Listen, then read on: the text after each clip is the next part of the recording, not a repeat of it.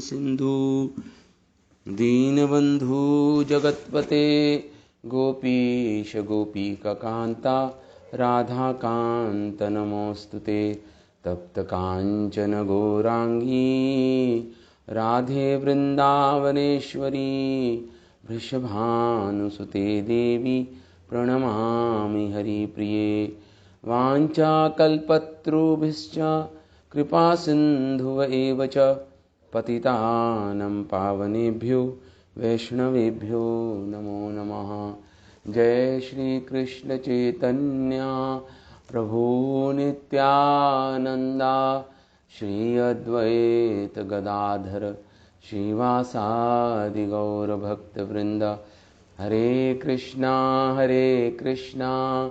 Krishna Krishna Hare Hare, Hare Ram Ram Ram Hare Hare. So reading from Upadeshamrita, श्लोक संख्या 2। अत्यहारः पर्यायश्च प्रजल्पो नियमाग्रहः जनसंगश्च लोल्यं च षड्भिर्भक्तिर्विनश्यति। भक्ति विनश्यति, भक्ति नष्ट होती है। षट मतलब इन 6 वस्तुओं से, इन 6 चीजों से भक्ति नष्ट होती है। अत्यहार, अति आहार करना, अति परिग्रह करना, आहार लेना। अति प्रयासश्च, अत्य प्रयास करना भौतिक वस्तुओं के लिए, अत्यधिक एंडेवर प्रयास करना इस संसार में। प्रजल्पो, प्रजल्प करना, आइडल टॉकिंग, गॉसिप करना, संसारिक बातें करते रहना। प्र मतलब अधिक, जल्प मतलब होता है जल्पना करना। अधिक जल्पना करना मतलब संसारिक बातें करना। और ये हमने 3 अभी तक चर्चाएं की। आज हम पढ़ेंगे नियमाग्रह। नियमाग्रह, नियम, आग्रह या अग्रह। तो आज हम इस पर चर्चा करेंगे। नियमाग्रह क्या है जिससे हमारी भक्ति नष्ट होती है, इस पर चर्चा करेंगे आज हम।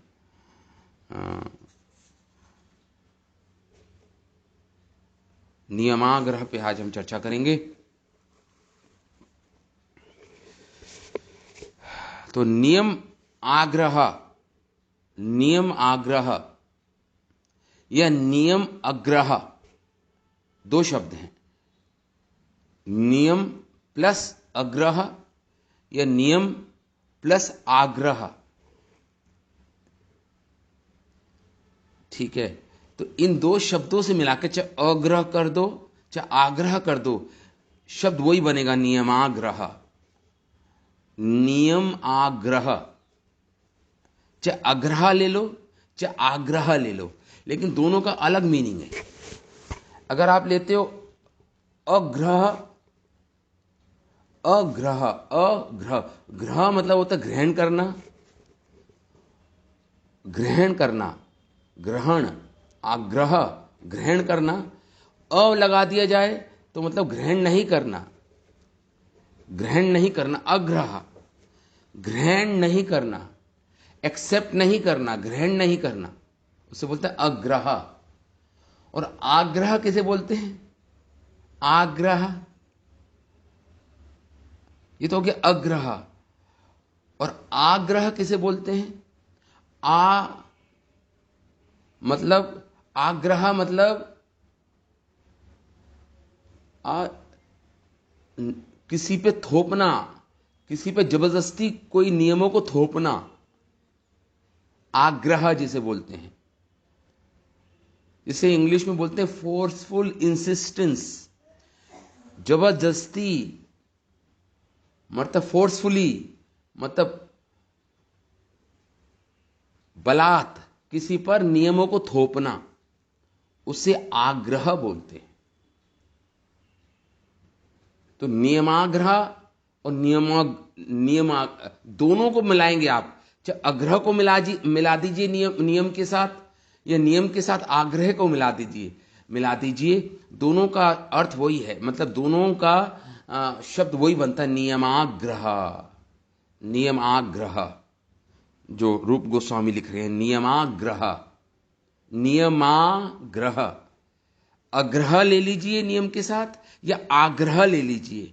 अग्रह मतलब ग्रहण नहीं करना, आग्रह मतलब किसी पर फोर्सफुली किसी पर नियमों को थोपना, नियमों को थोपना, आप समझ गए होंगे। तो इसका ये अर्थ है, मतलब अब हम पढ़ेंगे नियमाग्रह पे राधा रमन गोस्वामी इसकी परिभाषा कैसे देते हैं नियमाग्रह की। रूप गोस्वामी ने शब्द लिखा है नियमाग्रह, जिससे हमारी भक्ति नष्ट होती है, उसकी परिभाषा हम पढ़ेंगे। नियमाग्रह प्राकृते विषयक नियमे आग्रह यत्वा यस्य कस्यापि भक्ति अंग नियमस्य अग्रहणम साधकस्य रागा अभावात् विधिनापि तत् अग्रहे तत् लोभात् इति अर्था। क्या अर्थ होगा इसका? अर्थ हुआ नियमाग्रह प्राकृते वैषयिक नियमे आग्रह। इसका अर्थ ये हुआ कि हम आग्रह का अर्थ है, हम क्या करते हैं, इसको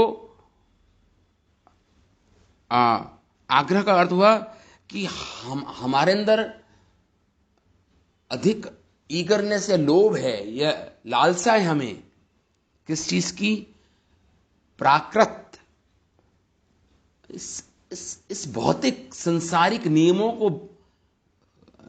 को लेने की जो लालसा, जो लालसा है हमारे अंदर, ईगरनेस है, जो हमारे अंदर उत्कंठा है कि भौतिक नियमों को हमें पालन करना है, भौतिक नियमों को पालन करना,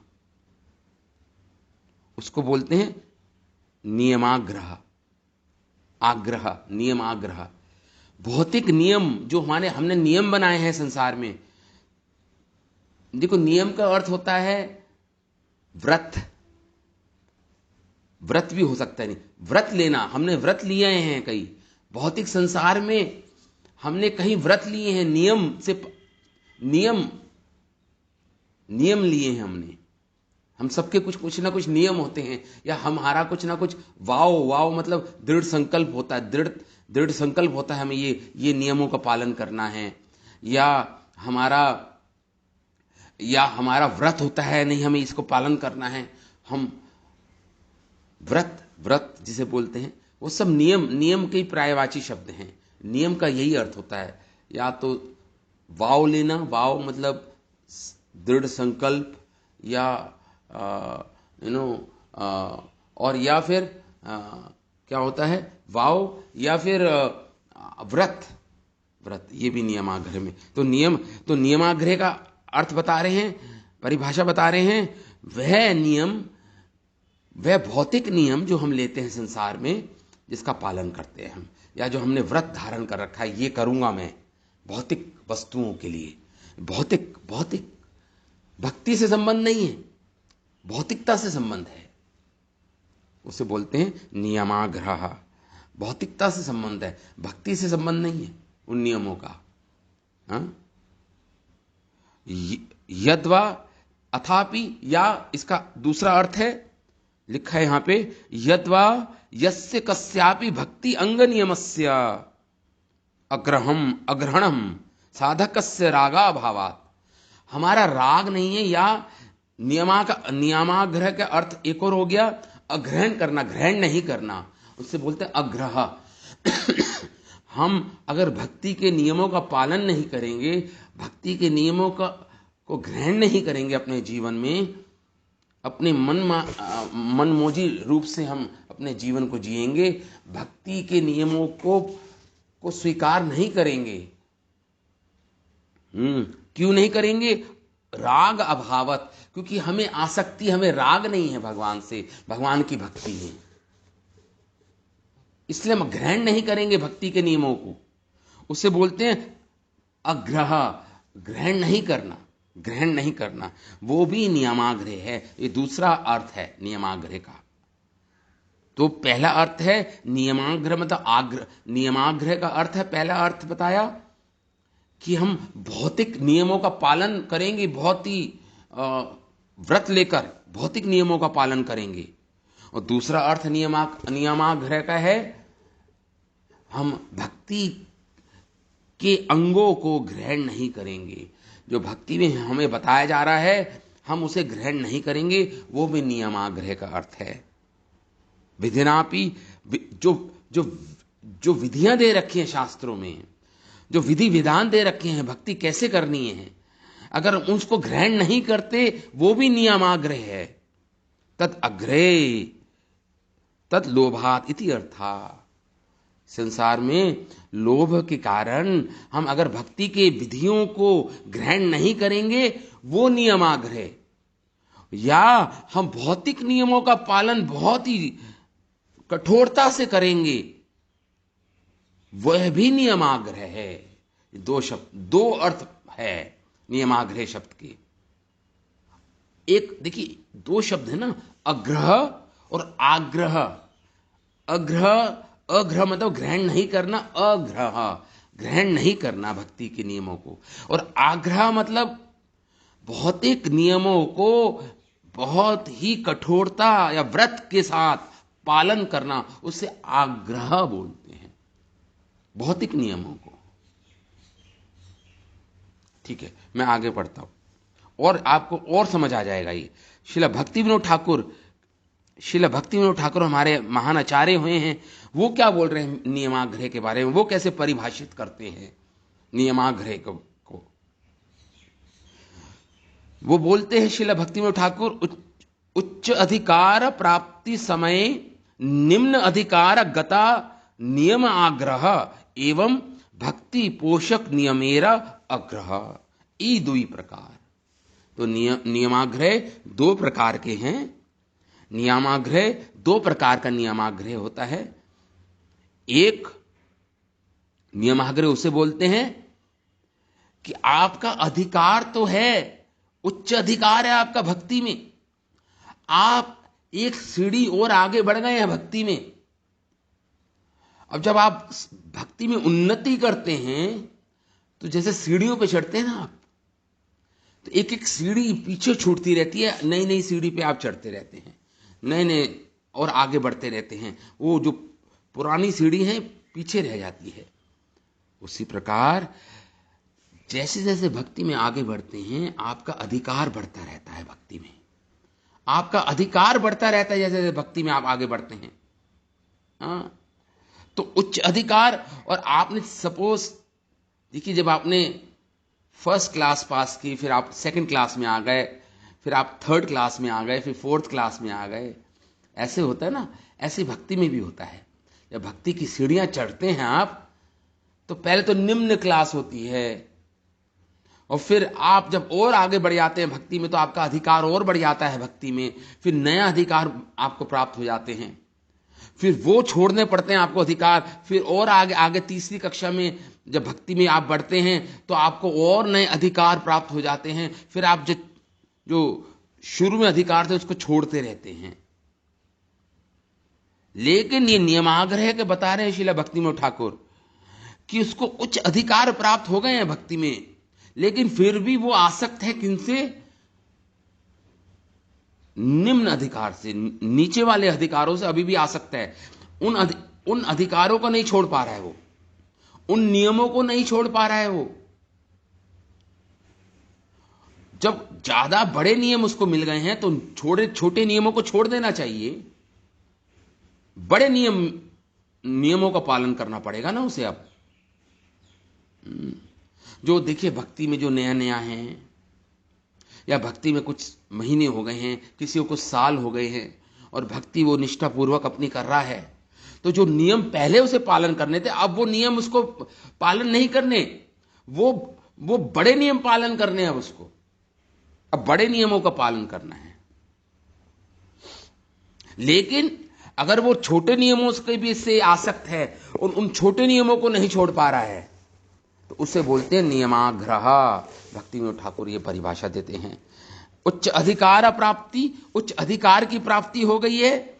निम्न अधिकार, लेकिन वो निम्न अधिकार गता नियमा आग्रह, निम्न अधिकार से वो आसक्त है। एक तो ये अर्थ हो गया नियमाग्रह का, और फिर और दूसरा क्या अर्थ हो गया नियमाग्रह का? श्रील भक्ति विनोद ठाकुर बोलते हैं भक्ति पोषक नियमेरा अग्रह, जिससे भक्ति का पोषण होता है, जिससे भक्ति का पोषण होता है, भक्ति को नरिशमेंट मिलती है, भक्ति को पोषण जिन नियमों से होता है, उन नियमों को नहीं ग्रहण करना भी नियमाग्रह है। उनको ग्रहण नहीं करना, उन नियमों को जो भक्ति में दे रखे हैं, जिससे भक्ति का पोषण होता है, जिससे हमारी भक्ति विकसित होती है, उन नियमों का पालन नहीं करना वह भी नियमाग्रह है। तो दो अर्थ हो गए नियमाग्रह के। पहला, जब भक्ति में आगे बढ़ रहा है तो जब उसको ऊंचे नियमों का पालन करना है, उन ऊंचे नियमों का पालन तो करता है, लेकिन जो छोटे नियम उसको अब जो छोड़ने हैं उनको छोड़ नहीं पा रहा, उनसे आसक्त है अभी। जैसे किसी भक्त को और बड़ी सेवा मिल गई, अब उसे छोटी सेवा छोड़नी पड़ेगी क्योंकि बड़ी सेवा मिल गई, बड़ी रिस्पॉन्सिबिलिटी मिल गई किसी कंपनी के मैनेजर को, तो वो अब लेबरों का काम थोड़ी ना करेगा जाकर। पहले लेबर था, सपोज किसी बिल्डिंग कंस्ट्रक्शन में लेबर था वो, अब वो लेबर का काम करता था और वो निष्ठापूर्वक उसने काम किया, उसको वो बड़ी ओहदे पे आ गया, वो जीएम बन गया, वो जनरल मैनेजर बन गया आप उस कंस्ट्रक्शन में, तो वो अब लेबरों का काम थोड़ी ना करेगा, उसको तो अब मैनेज करना पड़ेगा ना सारी चीजें। ऐसी भक्ति में हमारा, जैसे हम भक्ति में उन्नति करते हैं, हमारा अधिकार बढ़ जाता है, और जब अधिकार बढ़ जाता है तो हमें नए नए नए बड़े नियमों का पालन करना पड़ता है, छोटे नियमों को छोड़ना पड़ता है। तो अगर वो नहीं छोड़ता छोटे नियमों को, वो कहता नहीं मैं तो मैनेजर तो बन गया हूं लेकिन फिर भी मैं लेबर का काम करता रहूंगा, तो उसे बोलेंगे नियमाग्रह। नियमाग्रह। तो ये दो अर्थ बता दिए शीला भक्ति से। आई थिंक आप समझ पा रहे हैं, अभी और आगे क्लियर हो जाएगा ये सारे कंसेप्ट। शीला भक्ति सिद्धांत सरस्वती ठाकुर, शीला प्रभुपाद के गुरुजी गुरुदेव क्या बोलते हैं नियमाग्रह के बारे में। मैं पहले पढ़ देता हूं, संस्कृत बंगाली से मिक्स्ड है। मुक्ति प्राप्तिर उद्देश्य ज्ञान शास्त्रेर नियमावली ग्रहण आग्रह, इह मूत्र सुख भोग प्राप्तिर उद्देश्य प्रयोग शास्त्रेर नियमेर प्रति आसक्ति, तत्कालिका सुख प्राप्तिर उद्देश्य अल्ट्रेनियन दिगे निज, अल्ट्रेनियन इंग्लिश का शब्द है, दिगे निज अवस्थ उचित विधिर प्रति मर्यादा स्थापना, यह नियमाग्रह। भक्ति लाभेर नियमादित उदासीन यथ इच्छा आचारके अनुराग मार्ग बलिया आपनार ग्रहणे योग्य अवस्था के बहु मानन करेना। ये शिला भक्ति सिद्धांत सरस्वती ठाकुर, इसका अर्थ क्या क्या बोल रहे हैं मैं आपको समझा देता हूं। इसका अर्थ यह है कि जो शास्त्रों में जो ज्ञानी होते हैं, योगी होते हैं, जो भक्ति मार्ग पर नहीं चलते, ज्ञान का मार्ग का अनुशीलन करते हैं या योग का मार्ग का अनुशीलन करते हैं, अष्टांग योग का पतंजलि ऋषि के द्वारा दिया गया, या ज्ञान मार्ग शंकराचार्य द्वारा दिया गया ज्ञान मार्ग के नियमों को तो पालन करता है, बहुत ही कठोरता से नियम पूर्वक पालन करता है उन नियमों का जो दे रखा है ज्ञान शास्त्र में, ज्ञानियों के शास्त्र में, या योग अष्टांग योग के शास्त्रों में, उन नियमों का तो पालन करता है, बड़े ही नियम के साथ, व्रत के साथ, तो श्रील भक्ति सिद्धांत सरस्वती ठाकुर कहते हैं वह भी नियमाग्रह में आएगा। ज्ञानियों के नियमों का पालन कर रहा है ज्ञान मार्ग में चलने के लिए, योग मार्ग पे चलने के लिए नियमों का पालन बड़ी कठोरता के साथ कर रहा है, वो नियमाग्रह में आएगा। और दूसरा, वो लोग जो कर्मकांडी लोग होते हैं कि ये यज्ञ करोगे तो ये मिलेगा, पुत्र प्राप्ति होगी, संतान की प्राप्ति होगी, और क्या क्या प्राप्ति होगी, ये भोग मिलेगा, वो स्वर्ग, वो भोग मिलेगा। भोगों के लिए जो कर्म कांड करते हैं ना, कर्मकांडी जो लोग कराते हैं, ये यज्ञ कर लो, ये पूजा अनुष्ठान कर लो तो ये प्राप्ति हो जाएगी, निरोगी काया हो जाएगी, संतान प्राप्ति हो जाएगी, धन की प्राप्ति हो जाएगी। उनके नियमों को जो कर्म कांड में जो दे रखे हैं, उनके नियमों को जो व्रत के साथ कठोरता के साथ पालन करता है, वह भी नियमाग्रह है, वह भी नियमाग्रह है। और तीसरी श्रेणी के वो लोग हैं जो अल्ट्रेनियन हैं। अल्ट्रेनियन का क्या अर्थ हुआ? अल्ट्रेनियन का अर्थ हो गया अपनी निजी लाभ के लिए, अपने इमीडिएट बेनिफिट के लिए, मतलब तुरंत जो जिससे लाभ मिलता है उनको अल्ट्रेनियन बोलते हैं। यूटिलिटी मतलब तुरंत जिससे लाभ मिलता है, निजी जो लाभ होता है वो अल्ट्रेनियनिज्म बोलते हैं, उसे अल्ट्रेनियन लोग बोलते हैं।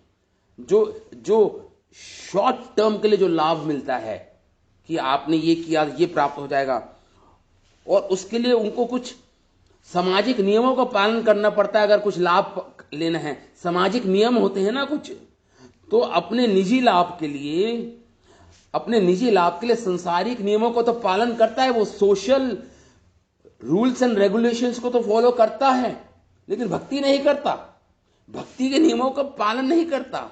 सोशल रूल्स एंड रेगुलेशंस को फॉलो करता है, सोशल सामाजिक नियमों को तो पालन करता है, निजी लाभ के लिए अल्ट्रेनियनिज्म इसे बोलते हैं।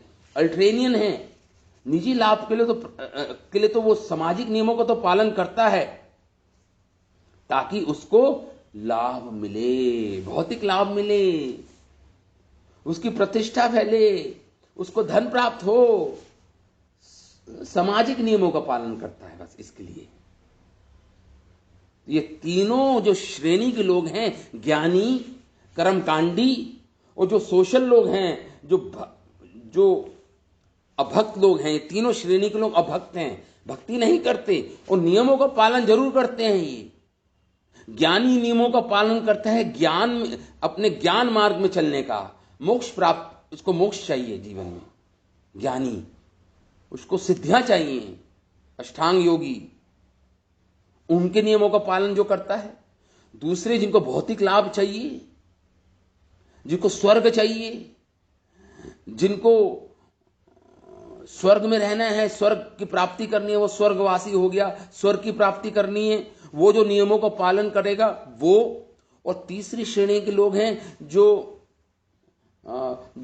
इस भौतिक संसार में, जिस संसार में हम रह रहे हैं, उसमें सोशल नियमों का पालन करना, सामाजिक नियमों का पालन बड़ी कठोरता के साथ करना, ये तीनों नियमाग्रह है, ये भक्ति को नष्ट करते हैं, तीनों भक्ति को नष्ट करने वाले हैं, तीनों नियमाग्रह होते हैं। 3 प्रकार की नियमाग्रह हैं।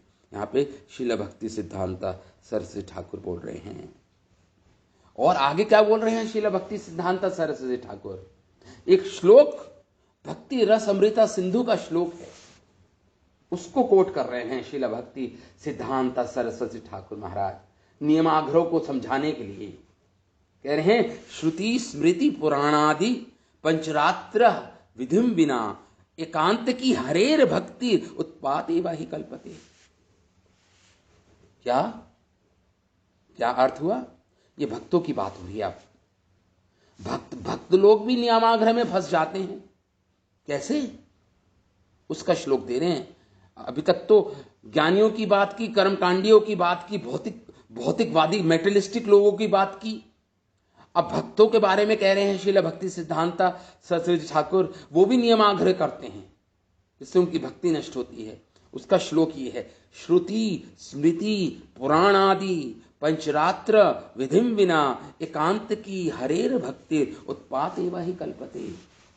ये भक्ति रसमृता सिंधु ग्रंथ जो रूप गोस्वामी के द्वारा रचा गया है उसमें ये श्लोक आता है। जो श्रुति मतलब वेद उपनिषद, उनको श्रुति बोलते हैं।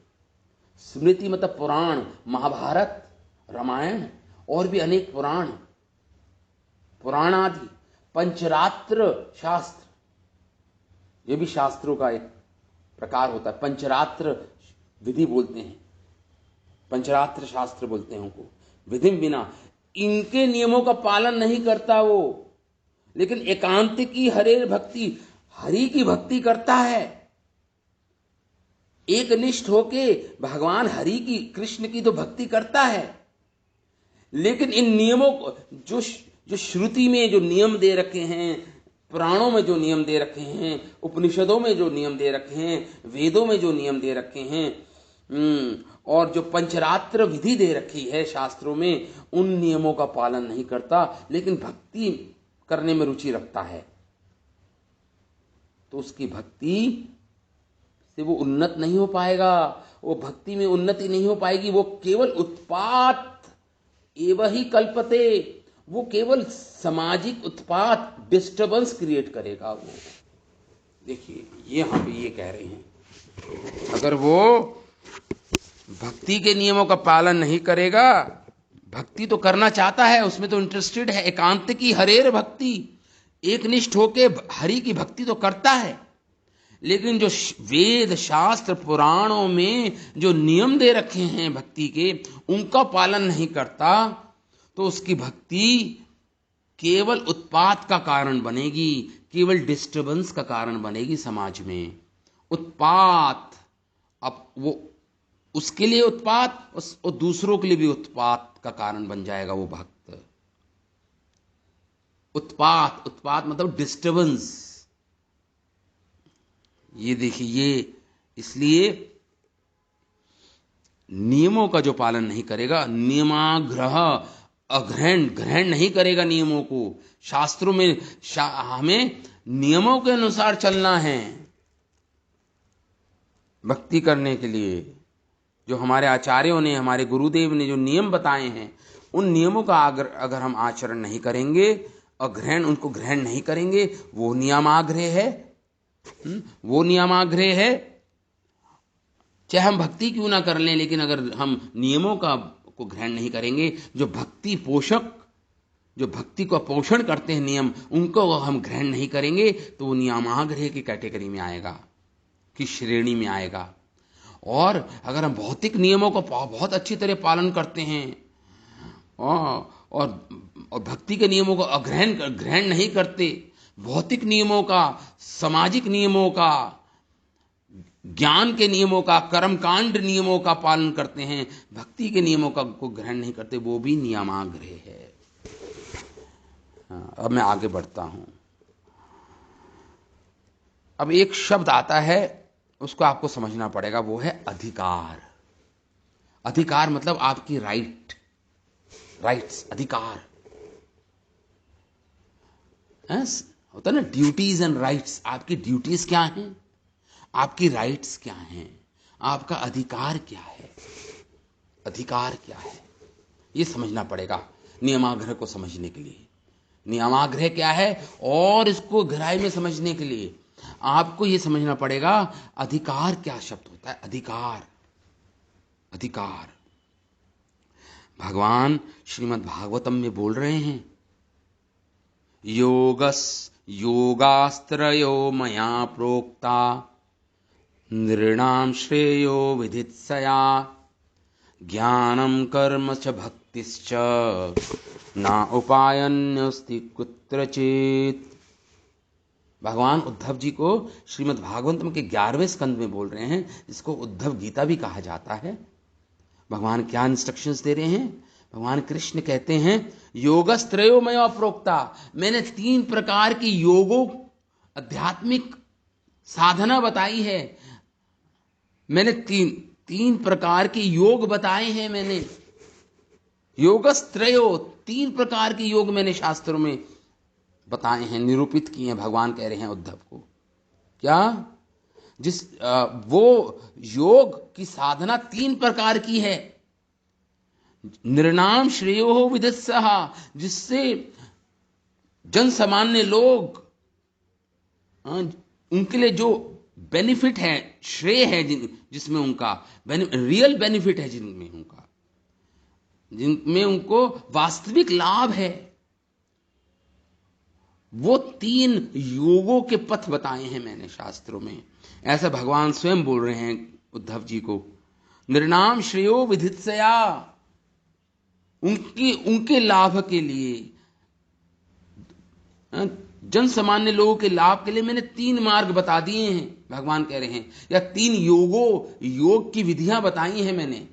क्या? ज्ञान कर्म च भक्तिश्च, मैंने ज्ञानियों के लिए ज्ञान योग बताया।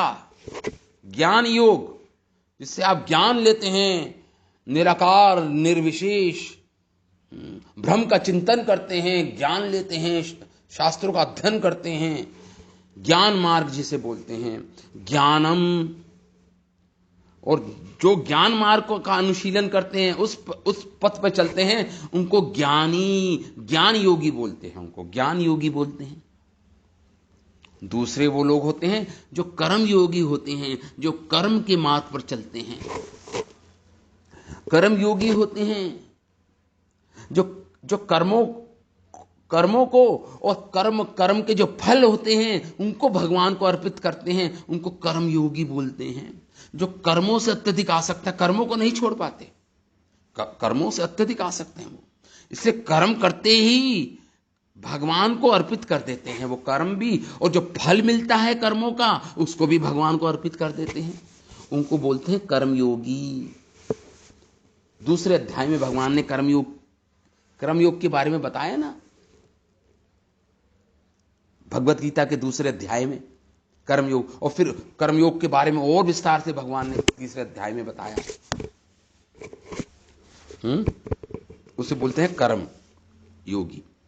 जब भक्ति, और तीसरा मार्ग है भक्ति मार्ग, भगवान से प्रेम करने का मार्ग, भक्ति मार्ग। तो भगवान और तो जो इस मार्ग पर चलते हैं भक्ति के, उन्हें बोलते हैं भक्त योगी, भक्ति योगी बोलते हैं उनको। तो 3 प्रकार के योगी भगवान कह रहे हैं होते हैं, और 3 पथ मैंने इस संसार में बताए हैं। भगवान उद्धव जी को कह रहे हैं ज्ञान योगी, ज्ञान मार्ग, कर्म मार्ग कर्मयोगी, और भक्ति मार्ग भक्ति योगी। न उपाय अन्य, और कोई 4था मार्ग ही नहीं है, भगवान कह रहे हैं, जिससे जीवों का लाभ हो। कोई 4था मार्ग ही नहीं है, ये 3 मार्ग ही हैं आध्यात्मिक उन्नति में। आध्यात्मिक उन्नति करने के लिए 3 मार्ग ही बताए भगवान ने। भगवान कह रहे हैं उद्धव, कोई बोल रहे हैं भगवान, ये 3 मार्ग भगवान ने बताए हैं। ठीक है, अब मैं उस टॉपिक मैंने बताया था अधिकार, हम यहां पे हम अधिकार को समझने का प्रयास कर रहे हैं। जो शब्द है ना अधिकार, कि सबका अधिकार अलग अलग है।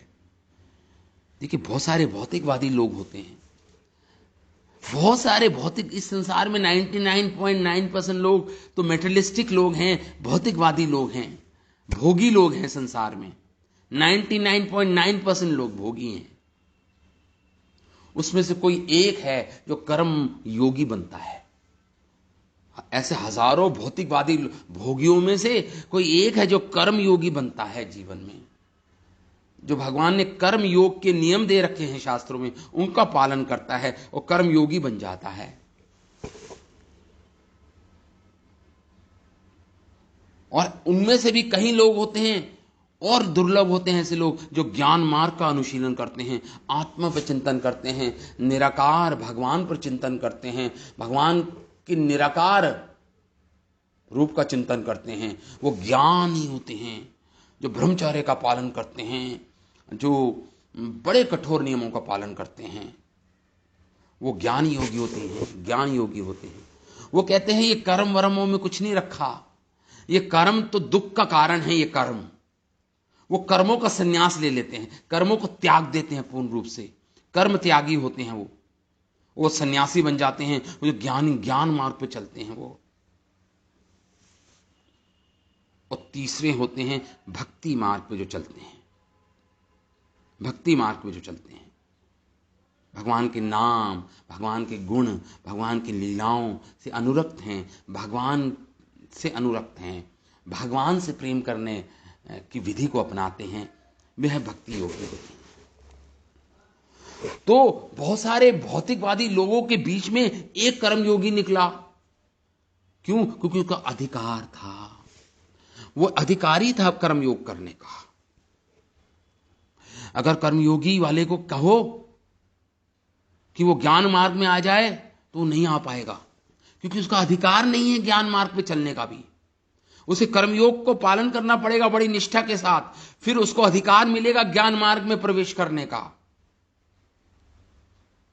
नहीं तो अगर वो सीधा ज्ञान मार्ग में प्रवेश कर जाएगा तो उत्पात एवं ही कल्पते, केवल उत्पात, डिस्टर्बेंस क्रिएट करेगा। वो उत्पात, उथल पुथल करेगा व्यवस्था को, उथल पुथल करेगा पूरी व्यवस्था को। तो अधिकार उसका कर्मयोग पर है, ज्ञान योग पे अभी अधिकार नहीं मिला है उसको। और ज्ञान मार्ग पे जो चलता है उसका अधिकार मिलेगा जब वो भक्ति मार्ग में प्रवेश कर जाएगा। अगर ज्ञानियों को भक्ति का मार्ग बताओ तो वो स्वीकार नहीं करेगा, क्योंकि अभी उसको अधिकार नहीं है भक्ति पे चलने का, उसको भक्ति मार्ग पर। लेकिन भक्ति मार्ग पर सबको अधिकार है। एक्चुअली देखा जाए तो भक्ति मार्ग इतना सुगम मार्ग है कि सबको अधिकार है भक्ति मार्ग पर, चाहे वो पापी क्यों ना हो, चाहे उसके पास कुछ भी ना हो, चाहे ज्ञान ना हो, अज्ञानी हो, दुष्ट हो, निकृष्ट हो, पापी हो, फिर भी भक्ति मार्ग का अधिकार उसका बना रहता है। यह भक्ति मार्ग की विशेषता है। लेकिन जो कर्मयोगी है, ज्ञान योगी का अधिकार तो है, लेकिन भक्ति में प्रवेश नहीं करता वो, क्योंकि उसको श्रद्धा नहीं है। अभी भक्ति में श्रद्धा नहीं है, उसको तो अपने ज्ञान पे श्रद्धा है, उसको तो ज्ञान मार्ग पर श्रद्धा है। इसलिए वो ज्ञान मार्ग का नियमों का पालन तो बड़ी कठोरता के साथ करता है। लेकिन कहो भक्ति करे तो भक्ति नहीं करेगा, वो भक्ति नहीं करेगा जब तक किसी शुद्ध भक्त के संपर्क में नहीं आएगा, कभी सत्संग नहीं करेगा शुद्ध भक्त का, जब तक उसका हृदय परिवर्तन नहीं होगा, वो तो ज्ञान मार्ग पर ही चलता रहेगा। और जो कर्मयोगी होते हैं वो क्योंकि कर्मों से आसक्त हैं, वो अपने कर्म को छोड़ना नहीं चाहते, वो कर्मों से आसक्त हैं कर्मयोगी।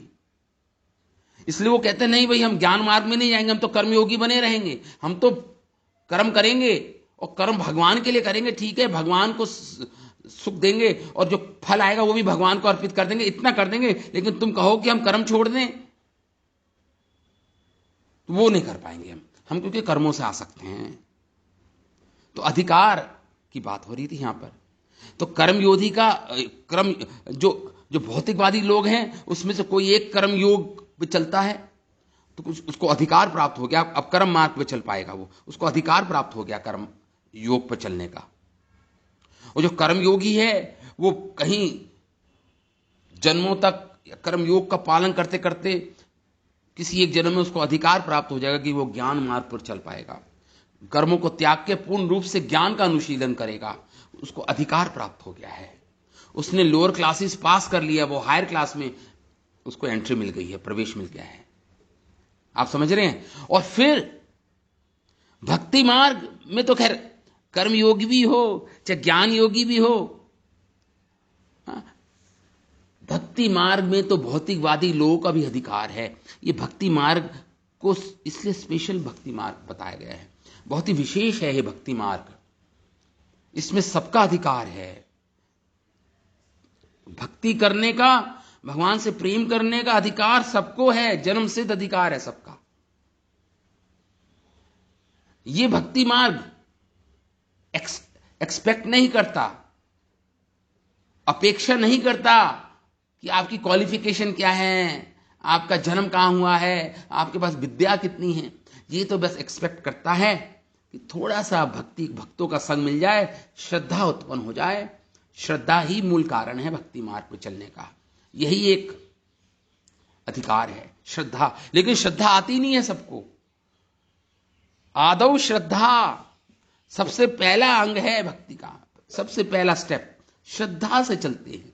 भक्ति में तो श्रद्धा ही मूलतः श्रद्धा उत्पन्न होती है। और श्रद्धा कहां उत्पन्न होती है? भक्तों के संग में। भक्तों के संग में वो श्रद्धा का मूल कारण है। भक्तों का संग, भगवान कृष्ण के भक्तों का संग, यही श्रद्धा का मूल कारण है। जहां से जन्मती है श्रद्धा, जन्म लेती है जहां श्रद्धा। तो बस इतना अगर इसको मिल गया भक्तों का संग, तो उसको अधिकार मिल जाएगा भक्ति में प्रवेश, भक्ति में चलने का अधिकार मिल जाएगा। तो यहां पे अधिकार की बात हो रही थी। यह समझना बहुत जरूरी है नियमाघरों को समझने के लिए। अधिकार तो भगवान ने कहा कि भाई मैंने अधिकार को देखते हुए 3 मार्ग बना दिए, कर्म योग, ज्ञान योग और भक्ति योग। अगर वो अधिकारी, वो क्योंकि हर आदमी तो, हर व्यक्ति, हर जीव तो श्रद्धालु नहीं है, भगवान में श्रद्धा नहीं है, तो उसके लिए एक मार्ग बनाया, कर्म योग करो, फिर ठीक है, कर्म करते हुए भगवान को अर्पित करो कर्मों के फल, और कर्मों को भी अर्पित कर दो। उनके लिए एक भगवान ने बना दिया एक पथ। क्योंकि उसका अधिकार उतना ही था, उसका अधिकार उस ज्ञान कर्म योग पे चलने का अधिकार है। लेकिन जब कर्म योग करता रहेगा, जब हृदय शुद्ध हो जाएगा उसका कर्म योग करते करते, जब हृदय शुद्ध हो जाएगा, तो फिर वो अधिकारी बन जाएगा ज्ञान मार्ग पे चलने का। और जब वो ज्ञान मार्ग पे चलता रहेगा और उसका हृदय शुद्ध हो गया, पवित्र हो गया, निष्पाप हो गया, निरंजन ज्ञान, निरंजन मतलब जिसमें कोई प्योर प्रिस्टाइन ज्ञान, नॉलेज उसको मिल गई। लेकिन अगर जब वो भाग्यवश किसी भक्तों के संपर्क में आ जाए, भक्तों के संगति में आ जाए, तो उसका भक्ति वो एक्सेप्ट कर लेगा, भक्ति को स्वीकार लेगा, उसको अधिकार मिल गया। भक्तों के संग में आने पर उसको अधिकार मिल गया भक्ति मार्ग पर चलने का, उस ज्ञानी को। तो इसलिए भगवान ने कहा, यहां पे अधिकार की बात भगवान यहां पे कर रहे हैं। हाँ, तो अब कर्मयोग, जो कर्मयोग पे चलते हैं, तो कर्मयोगी मैंने बताया, कर्मयोगी वो हैं जो आसक्त हैं कर्मों से, फ्रूटिव एक्टिविटीज, फ्रूटिव कर्मास, उससे आसक्त है, इसलिए वो कर्मयोगी है। ज्ञानी लोग कर्मों से मुक्त हैं, निरासक्त हैं, कर्म को त्याग करते हैं। ज्ञानी लोग वो त्याग से आसक्त हैं, कर्मों का त्याग करने में आसक्ति है उनको। और भक्ति मार्ग में तो ना तो वो अति आसक्त है, ना अति त्यागी है, वो बीच का है जो ज्ञानी, जो भक्त है, भक्ति लेता है। ना तो ज्यादा वैरागी है, ना ज्यादा भोगी है। बीच में जो होते हैं, जो श्रेणी के लोग होते हैं, वो भक्ति मार्ग को स्वीकार करते हैं, भक्ति मार्ग को स्वीकार कर, उनका अधिकार भक्ति पे होता है। वो ज्यादा आसक्त होते हैं, ना ज्यादा बड़े भोगी होते हैं, ना ज्यादा बड़े त्यागी होते हैं। तो भोग और त्याग, जो पेंडुलम होता है किसका, घड़ी का जो पेंडुलम होता है, भोग, जो भोग की अति तक पहुंच जाते हैं, भोग की अति तक पहुंच जाते हैं, एक्सट्रीम भोग करते हैं, जो वो जब एक्सट्रीम भोग कर लेते हैं संसार का, तो उनको दुख मिलता है संसार में, वो कलेश मिलता है। वो कहते हैं अरे ये तो गलत आ गए हम, ये तो गलत मार्ग पे चल पड़े हम, तो हमने भोग किया। अब उसको वैराग्य आता है वहां से, और वो वैराग्य की ओर भागता है। वो वैराग्य करते करते करते करते फिर वो अति वैराग्य तक पहुंच जाता है। इतना वैरागी हो जाता है कि भगवान के प्रति भी वैराग्य हो जाता है, उसको भगवान के प्रति भी वैराग्य हो जाता है। लेकिन जब कोई बीच में आता है, जब वो पेंडुलम बीच में आता है, न अति भोग न अति वैरागी, उसको भक्ति का अधिकार मिल जाता है उस समय, उसको भक्ति का अधिकार मिल जाता है उसको समय। तो इसलिए भगवान ने श्रीमद् भागवतम में अधिकार की बात कर रहे हैं भगवान। अधिकार जो कर्म योग और ज्ञान योग में जिनको अधिकार है उनकी बात करते हैं पहले भगवान। श्रीमद् भागवतम की उद्धव को बता रहे हैं श्रीमद् भागवतम में, जिनको किनके अधिकार की बात कर रहे हैं ये श्लोक जो मैं अभी बोलूंगा ये उन लोगों के अधिकार की बात करता है जिनको कर्म योग पर अधिकार, कर्म और ज्ञान मार्ग पर चलने का अधिकार मिल गया है। कर्म योग और ज्ञान योग का अधिकार क्या है वो भगवान बोल रहे हैं। निर्विन्नानाम ज्ञान योगो न्यासी नाम इह कर्मशु तेषु और निर्विन्न चित्तानाम कर्म योगस्तु कामिनाम। ये अधिकार बता रहे हैं ज्ञानी योगी का और कर्म योगियों का अधिकार बता रहे हैं भगवान इस श्लोक में उद्धव को श्रीमद् भागवतम में। क्या? निर्विन्न नाम ज्ञान योगो। निर्विन्न मतलब निर्विन्न होते हैं वो न्यासी, जो सन्यासी होते हैं जिन्होंने कर्मों का त्याग कर दिया है, जो निर्विन्न हो गए हैं, जो ऊब गए हैं कर्म करते करते, निर्विन्न हो गए हैं, जिनको घृणा हो गई है कर्मों से, जो कर्म करते करते ऊब गए हैं, तंग आ गए हैं कर्म करते करते। ये कर्म तो सारे दुख के कारण हैं, सारे जो भी कर्म करो तो न्यासी बन जाते हो, सन्यासी बन जाते हैं, कर्मों का त्याग करते हैं, वो कर्म सन्यास जिसे बोलते हैं। उनको अधिकार है ज्ञान मार्ग पे चलने का। निर्विन्ना नाम ज्ञान योग भगवान कह रहे हैं, जो निर्विन हैं, जो ऊब गए हैं, जो दुखी हो गए हैं कर्मों से और वो निर्विन हो गए हैं, मतलब निर्विन मतलब बहुत क्या हो गए हैं, मतलब नॉसिएटेड हो गए हैं। नॉसिएटेड मतलब उनका दम घुटने लगा है कर्म करने में उनका दम घुटने लगा है कि ये कर्म करना ठीक नहीं है, इसका संन्यास कर लेते हैं, हम संन्यास लेते हैं कर्मों से, क्योंकि उनके अनुभव में जो भी कर्म करते हैं वो दुखदायी है, अंततः दुख देता है, कलेश देता है। वो कोई भी कर्म करते हैं तो वो कहते हैं भाई अब नहीं करना, ये उनका दम घुटता है अब कर्म करने में, तो वो संन्यास लेते हैं कर्मों का। वो ज्ञान मार्गी है, ज्ञान मार्ग में अधिकार है उनका चलने का। न्यासी नाम यह कर्मशु भगवान कह रहे हैं, न्यासी बन जाते, सन्यासी बन जाते हैं, कर्म सन्यासी बन जाते हैं वो लोग।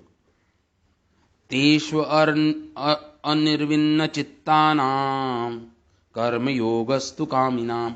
जो कामी लोग होते हैं, जो फ्रूटिव वर्कर्स होते हैं, जो सकाम कर्मी होते हैं, जिनको फल की लालसा रहती है, फल को भोगना चाहते हैं, कर्मों के फल को भोगने की अभी इच्छा है उनकी, कामी नाम, जो ऐसे कामी नाम लोग होते हैं जिनको फ्रूटिव एक्टिविटीज करने की इच्छा रहती है कि मुझे कर्म करूंगा, फल मिलेगा, उसको एंजॉय करूंगा। वो कर्म योग मार्ग पर चलते हैं। अनिर्विन्न, वो उबे नहीं हैं, चित्ता नाम अभी कर्मों से उबे नहीं हैं, उनको तो कर्म करके भोगना है संसार को। लेकिन वो उन लोगों के लिए कर्मयोग बता दिया भगवान ने, उन लोगों के लिए कर्मयोग बता दिया भगवान ने। उनका कर्मयोग पे अधिकार है क्योंकि वो भोगी हैं। तो कर्म करते हुए ये भगवान को अर्पित कर दो फल। कर्म करो, कर्म को भगवान को अर्पित करते चलो, जो फल है वो भी भगवान को अर्पित करते हुए चलो, तो वो कर्मयोगी हो गया, कर्मयोगी बन जाएगा, फिर वो कर्मयोगी बन जाएगा। तो उसका अधिकार है कर्मयोग करने का।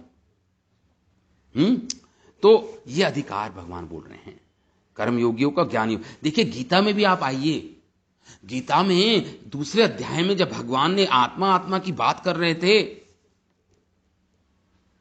आत्मा के ऊपर लेके चले गए, अर्जुन ये सब आत्माएं हैं, तुम अपने संबंधियों को समझ रही हो, संबंधियां नहीं, ये तुम्हारे संबंधी नहीं हैं, तुम्हारे भीष्म पितामह, तुम्हारे गुरु, तुम्हारे कजन्स,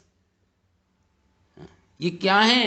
ये सब आत्माएं हैं। आत्मा ना तो मरती है, ना जलाई जाती है, ना काटा जा सकता है शस्त्रों से, ना वो भीगती है। मतलब ये भगवान ने आत्मा की बात बताई। लेकिन अर्जुन कंफ्यूज हो गया, अर्जुन कहते प्रभु आप तो मुझे एक मार्ग बताइए, कभी तो आप कह रहे हैं कि आत्मा है हम, कभी तो सन्यास की बात करते हैं, और फिर आप मुझे युद्ध भी कराना चाहते हैं, मुझे ठीक से बताइए प्रभु। तो भगवान ने फिर बताया, कर्मयोग का मार्ग बताया अर्जुन को, क्योंकि अर्जुन कर्मयोग के अधिकारी थे, अभी सन्यास, अभी ज्ञान मार्ग पे चलने के अधिकारी नहीं थे अर्जुन। कर्मयोग का रास्ता भगवान ने करते हुए उसको, वो बात अलग है कि कर्मयोग को अपने से जोड़ दिया भगवान ने। कर्मयोग का अंतिम पड़ाव भक्ति ही है, तो भक्ति में डाल दिया, वो उसके कर्मयोग की आसक्ति को भक्ति में बदल दिया भगवान ने, अर्जुन जो कर्मयोग से आसक्त थे। तो भगवान ने कहा ठीक है, युद्धस्व, युद्ध करो, माम अनुस्मरणम युद्धस्व, मेरा स्मरण करते हुए युद्ध करो अर्जुन। तो देखिए भक्ति में बदल दिए ना भगवान ने कर्मयोग को, मेरा स्मरण करते हुए भक्ति करो अर्जुन, मेरा स्मरण करते हुए युद्ध करो। तो भगवान ने, क्योंकि अभी अधिकार नहीं था, वो ज्ञानियों की बात कर रहे थे, उनको लगा कि अर्जुन तो और कंफ्यूज हो गए आत्मा की बात सुनकर, आत्मा क्या होती है, ये शरीर नहीं है, हम आत्माएं हैं सब, और आत्मा ना तो मरती है ना मारी जाती है, कोई इसको हनन नहीं कर सकता आत्मा का।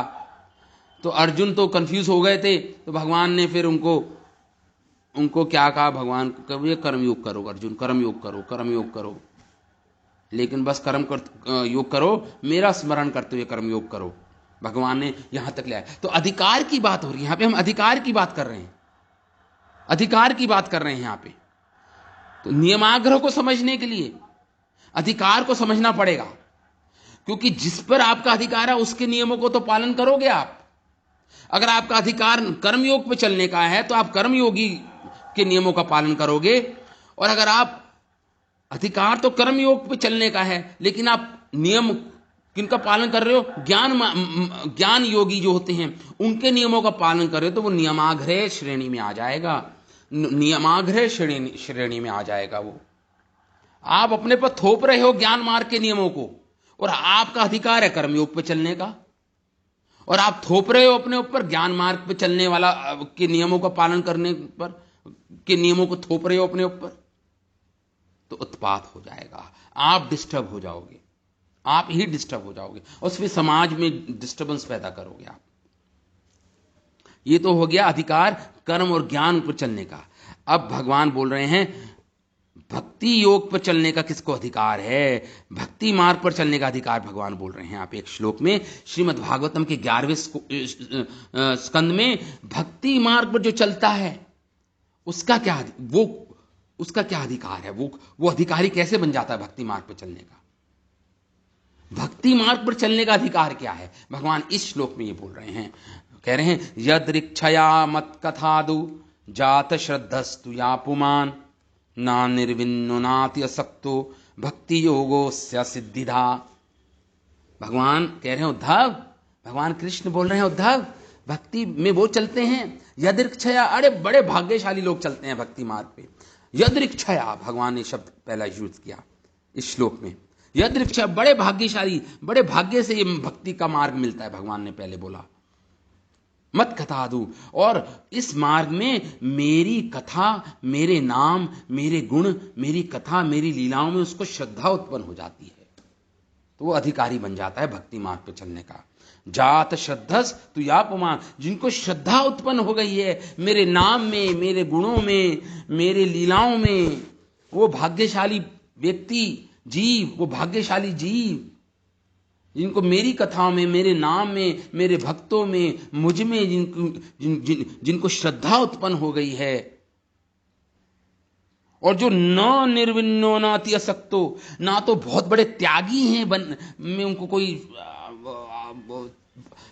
त्याग में उनको कोई इंटरेस्ट नहीं, रुचि नहीं है, न निर्विन्नो, अति त्याग में इंटरेस्ट नहीं है उनको कोई, ना तो अति त्याग में इंटरेस्ट है, न अति आसक्तो, न अति भोग में उनको इंटरेस्ट है, न अति त्याग में उनको इंटरेस्ट है, न अति भोग में इनको इंटरेस्ट है। भक्ति योगस्य सिद्धिधा, वो भक्ति योग के अधिकारी बन जाते हैं, भक्ति मार्ग पर चलने के अधिकारी बन जाते हैं। ना तो अधिक त्यागी होते हैं, न अधिक भोगी होते हैं, बीच में जो होते हैं वह भक्ति मार्ग पर चलने के अधिकारी हैं।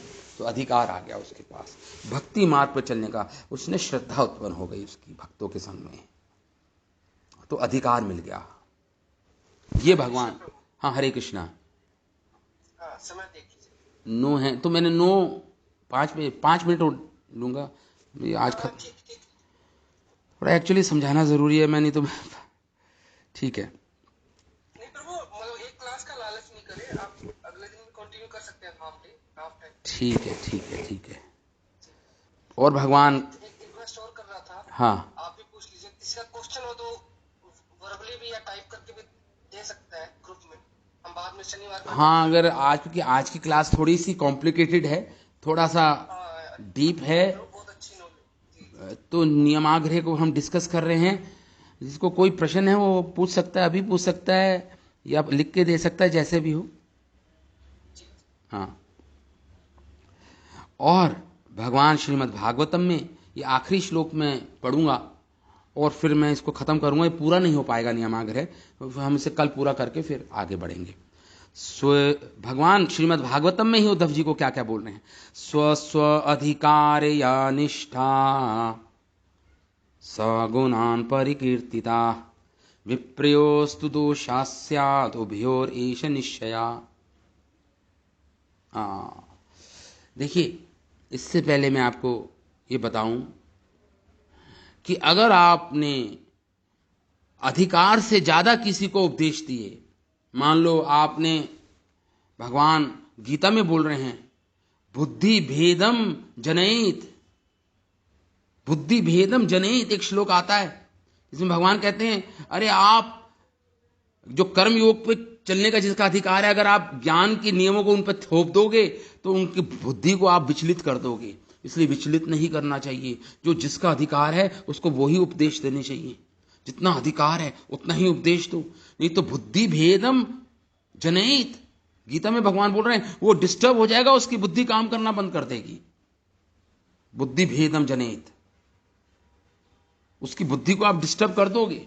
अधिकार तो उसका नहीं है, लेकिन आपने अधिकार से ज्यादा उसको ज्ञान दे दिया या उपदेश दे दिया या नियम दे दिए, तो बुद्धि भेदम जनहित, बुद्धि उसकी काम नहीं करेगी। फिर उसको आप डिस्टर्ब कर दोगे उस व्यक्ति को। तो अधिकार के अनुसार आपको करना पड़ेगा। भक्ति मार्ग, देखिए, कोई भक्ति मार्ग आप प्रचार कर सकते हो, भक्ति मार्ग पर चलने का उनको बता सकते हो, देखो कृष्ण ऐसे हैं, कृष्ण इतने सुंदर हैं, कृष्ण ऐसे, कृष्ण के अंदर इतने ज्यादा अनंत आध्यात्मिक गुण है भगवान के अंदर। उनको कृष्ण का ज्ञान दे सकते हो, उनको नाम की महिमा, नाम बता सकते हो, भगवान का नाम, भगवान के गुण, भगवान की लीलाएं, भगवान के भक्तों का चरित्र समझा सकते हो उनको कि कितने महान महान भक्त हुए हैं संसार में। लेकिन फिर भी अगर वो भक्ति मार्ग स्वीकार नहीं करता है तो आपको छोड़ देना चाहिए उनको। उन पे आप थोपना नहीं चाहिए उनको, क्योंकि वो अभी अधिकारी नहीं है भक्ति के। प्रयास करना है, प्रयास कीजिए, लेकिन थोपिए मत उन पे, नहीं तो वो नियमाग्रह हो जाएगा। अपने अधिकार से ज्यादा नियमों का पालन करेंगे तो नियमाग्रह हो जाएगा। हाँ? इसलिए उनको दे सकते हैं, भक्ति मार्ग पर चलने का उपदेश दे सकते हैं, लेकिन अगर वो लगा आपको कि नहीं, वो रुचि नहीं है उनको भक्ति मार्ग पर चलने की, तो ठीक है, फिर वो या तो हो सकता है कर्म योग के अधिकारी हो, या हो सकता है अभी ज्ञान योग में चलने के अधिकारी हो, भक्ति मार्ग पे नहीं चल पाएंगे वो अभी, तो उनको छोड़ देना चाहिए आपको, उनके पीछे ही नहीं पड़ जाना चाहिए। ये इंपॉर्टेंट पॉइंट है यहाँ पे। नहीं तो इसलिए भगवान ने बोला बुद्धि भेदम जनहित, वो आप डिस्टर्ब कर दोगे उनको। वो अपने मार्ग पे चल रहा है बेचारा कर्मयोगी, आपने कहा नहीं भक्ति के नियमों का पालन करो, करना ही पड़ेगा, तो वो कर्मयोग भी छोड़ देगा, वो भौतिकवादी बन जाएगा वो, क्योंकि वो उसकी बुद्धि डिस्टर्ब हो जाएगा वो व्यक्ति। या जो ज्ञान मार्ग पे चल रहा है उसको कहा नहीं आप तो यही फॉलो करो, वो विचलित हो जाएगा ज्ञानी भी। इसलिए भगवान ने कहा ठीक है, आप एक बार उपदेश दे सकते हो उनको, प्रयास कर सकते हो, लेकिन ज्यादा नहीं, अति प्रयास नहीं करना, नहीं तो वो डिस्टर्ब हो जाते हैं, उनकी बुद्धि डिस्टर्ब हो जाती है। अधिकार की बात है ना यहाँ पे, तो इसलिए तो भगवान ने बोला कर्म और ज्ञानी योग के लिए ये अधिकार है, भगवान ने अलग श्लोक बोला। भक्ति योग में प्रवेश करने का ये अधिकार है, भगवान ने अलग श्लोक बोला उद्धव जी को। तो यहाँ पे ज्ञान, अब यहाँ पे इस श्लोक में भगवान क्या क्या क्या कह रहे हैं। भगवान देखिए, संसार में जितने भी युद्ध हुए हैं, बड़े बड़े जो धर्म के ऊपर युद्ध हुए हैं, वो सब जबरदस्ती थोपे जाते हैं जब नियम किसी पर, इसलिए युद्ध होते हैं। मान लो कोई ऐसे धर्म हैं, जैसे आप देखिए साउथ अमेरिका में उस समय वहां पे सूर्यदेव की पूजा होती थी, सूर्यदेव की पूजा करते थे सदर्न अमेरिकन पार्ट में। आप ईरान में वो लोग अग्नि की पूजा करते थे। ईरान में ज़ोरैस्ट्रियंस जो होते थे वो कहीं देवी देवताओं की पूजा करते थे, वैदिक देवी देवताओं के, ज़ोरैस्ट्रियंस जो होते थे। हाँ, और अब फिर उन्होंने क्या किया, उन्होंने जबरदस्ती जब अपनी धर्म को थोपा, ऐसे भी धर्म आए जिन्होंने अपने धर्म को थोपा। जैसे मैं धर्म का नाम नहीं लूंगा, ऐसे धर्म आए जिन्होंने जबरदस्ती अपने धर्म को दूसरों पे थोपा। हाँ, तो उससे उत्पात उत्पन्न हो गया संसार में, उससे लड़ाइयां हो गई, बड़ी बड़ी लड़ाइयां हुई हैं, हजारों लाखों करोड़ों लोग मारे गए, उनका अधिकार नहीं था और जबरदस्ती उनको थोपा गया उनके ऊपर अपना धर्म, जिसे वो ठीक समझते थे। जब थोपा गया तो विद्रोह हुआ, क्योंकि वो समझ नहीं पाए, उनकी बुद्धि विचलित हो गई, और फिर लड़ाइयां हुई, बड़ी बड़ी लड़ाइयां हुई। अपने धर्म का प्रचार करने में मारा काटी की गई, मारा गया, काटा गया उनको, कई लोगों की हत्या कर दी गई, कई लोगों की हत्या कर दी गई। अपने अधिकार उन पर जो थोपा गया है जबरदस्ती। तो थोपने वाला, इसलिए भगवान ने बोला 3 मार्ग बताए भाई मैंने, अपने अधिकार के अनुसार, क्योंकि सबका अपने अपने अलग अलग अधिकार हैं। कोई कर्म योग पे चलने का अधिकारी है, कोई ज्ञान मार्ग पे चलने का अधिकारी है, कोई भक्ति मार्ग पे चलने का अधिकारी है। इसलिए मैंने 3 योग बता दिए हैं, लेकिन भगवान ने कहा अंततः मैंने ओरिजिनली तो भक्ति योग ही बताया था। मैं तो चाहता हूं कि सब भक्ति योग में ही आए, क्योंकि सबसे सरल, सुगम और फास्टेस्ट, सबसे तीव्र गति से भगवत प्राप्ति कराता है इस भक्ति मार्ग। भगवान इसलिए बोल रहे हैं, उद्धव को ये श्लोक बोल रहे हैं, स्व अधिकार या निष्ठा, आपके अधिकार के अनुसार आपकी निष्ठा है, आपकी श्रद्धा है उस मार्ग पर, आपका अधिकार के कारण है, वह गुण है। सगुणा परिकीर्तिता, वह गुण है। अगर क्या स्व अधिकारे, अगर वो अपने अधिकार के अनुसार पथ पर है, चल रहा है जिस पथ पर, वो कर्म योग या ज्ञान योग या भक्ति योग पे, उसका अधिकार उस पथ पे ही है, और उसको उस पे निष्ठा है अपने पथ पर। कर्म योगी को कर्म पर निष्ठा है, कर्म योगी बनने की निष्ठा है। ज्ञान मार्ग में ज्ञान पर उनकी निष्ठा है, तो वो उनका गुण है, वो दोष नहीं है, भगवान कह रहे हैं। और अगर उनको विप्रयोस दोष स्यात् उभयोर एष निश्चया, उद्धव अगर उनको आप विपरीत ज्ञान, उनको अधिकार से ज्यादा चीज देते हो, उनको कहते हो नहीं ये निष्ठा तुम्हारी गलत है, तुम इसमें निष्ठा रखो, जबरदस्ती उनको थोपते हो, तो वो दोष है। तो steadiness in one's own path is called, ये है क्या है, गुण है। गुण मतलब पायटी मतलब गुण है वो। और इम्पायटी क्या है, दोष क्या है, इम्पायटी विप्रयोस्त दोषा, अपने पथ पर निष्ठा ना होना,